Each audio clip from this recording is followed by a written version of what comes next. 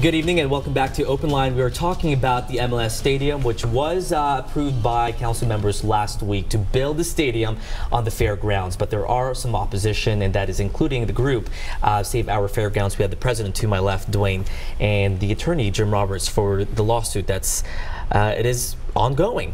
And Correct. So I know we have some callers, so let's get back to the lines. I believe we have Tina on the line. Hey, Tina, good evening. What's your question? Yes, hi. Well, my opinion on this scenario is that this lawsuit is probably going to end up being thrown out, because I think it's just an attempt for these fellas to circumvent the law themselves in order to prevent progress. And in this political climate, we see a lot of that. The state, or the city, as it were, they have the right to even use eminent domain when they want, if it's going to be to the benefit of the long-term benefit for the citizenry. So these guys are just, wasting their time. And I think perhaps those people who have made their living down there via the flea markets don't want to move. They don't want to see progress, so this is why they're pushing this. But they just need to move on somewhere else. All right. If they're not going to make room for them there. Tina, thank you for your call. Strong words from Tina. I'm assuming she's not the only one who've expressed that similar thought. There are. In fact, the poll that your station put online shows 65% oppose what the council approved and 35% support it. There's folks out there, and we all have a right to our opinion, but we don't have a right to choose and pick and choose which laws we honor and which laws we don't. She mentioned eminent domain. She did, and I doubt she has a true grasp of what that means in this context. This property was specifically dedicated for a specific purpose. There are state laws that are involved. There's the Metropolitan Charter has adopted those state requirements. It is not land that can be, as far as I can tell, subject to eminent domain. The caller's accurate about other property, and I would know that when you have eminent domain, you also pay just compensation. And in this case, we're giving away land at a ridiculously low price. Originally it was going to be free, but it might as well be free for what they're charging now. Well, and she's saying that you guys should stop because it's preventing progress. She used the word progress a few times, and just before we went back on air, we mentioned the idea of responsible growth. Yeah, I'm all for progress. I support soccer.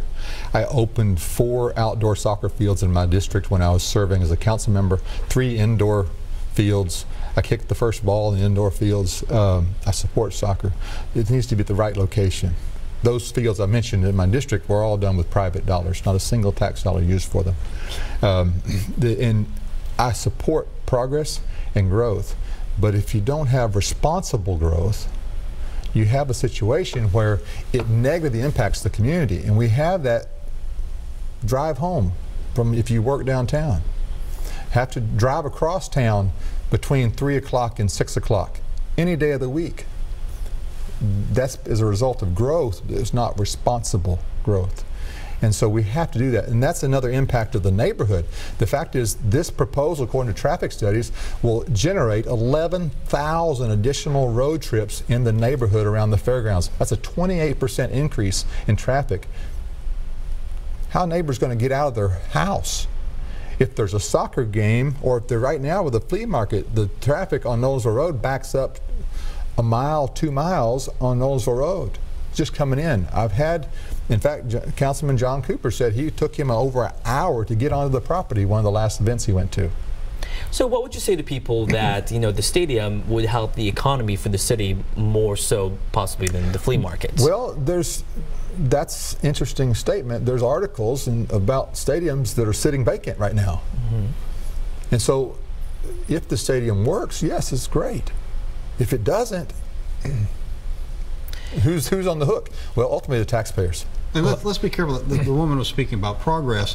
Is it progress if the stadium is put next to the Titan Stadium? Is it progress if it's put out at Metro Center where they have the parking and the infrastructure? Is it still progress if you put it in a better location? I would submit that it's not progress to destroy the flea market, to destroy the fairgrounds, to destroy all of these events and to destroy the raceway, those are events that are part of Nashville, that have been around for 100 years. Right. That's not progress. If it's just the stadium question, then why don't they say put the stadium somewhere else, which better suited? No, talk about progress. The fairgrounds last year brought 1.6 million visitors to that property. It's the most visited Metro-owned property in the city. It's the only Metro-owned property in the city that makes a profit. It's an enterprise fund, so it operates off of the money it brings in. Mm-hmm. And so would it be progress to destroy the only profitable property the city owns? I would say no, it's not progress.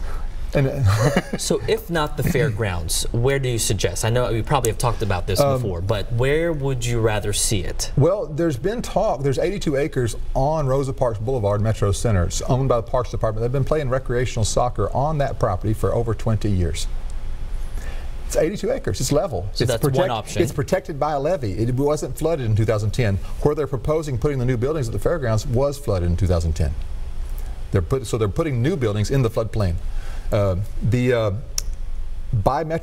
Titan Stadium, there's a number of parcels over there that could be done. In fact, eminent domain could be used if we identify a proper location for those businesses. We can't just shut them down, but they could compensate the owners of that land and put a stadium there where they already have the infrastructure, the parking, the bus routes, multiple ingress and egress points to various interstates across the city. I know if you go to the Titans game, depending on which parking lot you're in, you may have to go all the way across and come out over here close to you. Which has happened before. Instead of going out, to the interstate exit right there next to the Titan Stadium. Mm-hmm. Yeah. And when you think about the infrastructure, think of all the restaurants, all the facilities that are downtown that feed those sports events. Right. None of those exist out at the fairgrounds. So one of the two things is going to happen. Either they're not going to be there, there's not going to be that economic impact, people are going to get in their cars and drive back to Franklin or Rutherford County or wherever they go, or there's going to be a huge development of that corridor. Right. Thus taking a residential area and turning it into a commercial area. Is that progress? I'm sure some people, a caller might say yes. The people in that neighborhood would say no. Yeah. Well, let's get back to the lines. I know people are waiting. I believe we have Lucy. Hey, Lucy, good evening. What's your question? Hey, y'all. First, I would like to give a big shout out and a big move to Terry Sharp, because this might be the last time we get to congratulate anybody on winning a milking contest at the fairgrounds. She won. She won. I know. Congratulations. She made Vicki Yates proud, who normally would do it. Awesome. Well, I've noticed that she had a broken wrist at one time. She just held the bucket. But anyway, here's my opinion on this, and it's going to be bizarre, but FIFA is pushing this. FIFA has got a history that I don't personally care for, and I don't want that coming to Nashville. But that's me. And that they call that progress. They call that making money. And the lady that called earlier, I've never known Nashville, I'm a native, to not be progressive. We've been accused of being overly progressive and stuff like that. But you've got to meter some of this growth that we're doing, because it causes all kinds of social ills. Everybody's complaining about this traffic. There's not even 1 million people in this metropolitan government here, but this year we set another record. 14.5 million people are coming here year-round to come for tourism here, and the residents are gridlocked and they're stressing out. The rates are rising because now we've got the Airbnb coming in to have all these tourists to have a place to stay. And the neighborhoods are no longer neighborhoods. You don't know who's in your neighborhood. That causes more sociology problems. So here's the deal. A lot of what's pushing this, in my opinion, are these private sports clubs. No longer are you going to have football players, soccer ball players, hockey players, basketball players selected from your high schools anymore. They're being selected from these private sports clubs. These people are mainly rich. They fly their kids all over the country for games. Those are the people that are benefiting from this stadium, not the local kids that might come here from an immigrant from, say, Kenya, and look forward to one day playing on a pro game anymore. It's not going to happen. That's all changing, and that's what people don't realize. This is for the 1% almost, is what a lot of these kids refer to. And on that, I'm going to hang up. Good luck to you guys. The fair benefits all kinds of people, those fairgrounds.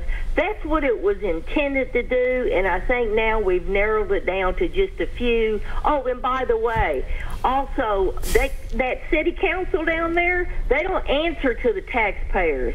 They answer to the Chamber of Commerce, and in my opinion, the Hispanic Chamber of Commerce, I've heard, is benefiting from this being redeveloped down that corridor, and the people that live in that neighborhood are not going to benefit from this.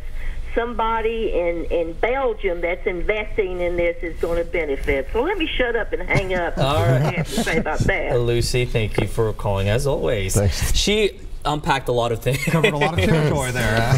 What stood out to you? I would assume you'd agree on some of her points. Well, I think the impact of the neighborhood is key. I think we talked offline. There's a fellow whose grandmother lives just 3 doors down from the fairgrounds property, surveyed 366 residents within 3,000 feet of the fairgrounds property. And he had 366 signatures, 13 supported the mixed-use development on the property. That's barely 1%. Yeah, there are more Airbnbs in that neighborhood than were people that supported the mixed-use development on the property. She mentioned Airbnb. Let's just throw that out. That was interesting. The fact is, there's a lot to unpack from Lucy's call. Thanks for calling, Lucy. You're right. The fairgrounds impacts a lot of people. It brings a lot of people to the city of Nashville, and a number of people make their living there. A number of folks in my district, when I was a council member, one gentleman is injured. He can't work a full day, but he can do a weekend, and that's what he did. He operated a booth during the flea market, and it kept him off of Social Security, SSI, for being disabled. She also mentioned soccer clubs, the private. Has that kind of been a topic you ever thought about? There's a number of soccer clubs. There's actually a semi-pro soccer team owned by a private developer that built soccer stadiums in my council district. In fact, they went to the championship in Texas last year. So there's a lot of soccer clubs. I sponsored a soccer league that was for youth soccer for a couple of years when I was on the council member. I was the only council member that I know of that sponsored a soccer team. So there are clubs, there's a number of them, and they've had soccer over on Harding Place, back behind the jail that's over there, or the sheriff's headquarters, that they played there, the Nashville Metros. They played there. So there's a number of clubs, and soccer is very popular, and so I think soccer would be great for the city of Nashville. We just got to find the right location, and you can't put it at the fairgrounds without negatively impacting the fairgrounds and the fair, which is by charter they have to hold, and they can't lease it in such a way as to interfere with that fair, and they can't be successful with a fair and soccer on that property. I thought she also made a bold statement as far as how council members are meeting to not the taxpayers but the Chamber of Commerce. Well, I'll let you handle that one. I'm not going to argue that point against her, but I can tell you that there were 3 PR firms hired and paid large sums of money to lobby the council and to show support, albeit possibly AstroTurf, for the soccer stadium. Given the polling that your station did and the polling that one of your competitors did, your competitor showed 62% opposed what the council did, 38% supported it. Your poll showed 65-35. Obviously, that's not what the council said they got. I've worked with those PR firms. One of them actually worked with us before, and I spent 9 months working with them trying to figure out a way to make the soccer stadium work on the property. And ultimately, they said, the concerns that we raised doesn't matter. We're going to do what we want. No. And I would add to that the part of the problem here is that I don't blame the Chamber of Commerce, but I would say that there are elements that are interested in this that don't have the taxpayers' interest at heart. Major League Sports, period, is a giveaway every time. It's about giving away taxpayer money, taxpayer property, taxpayer time to rich people.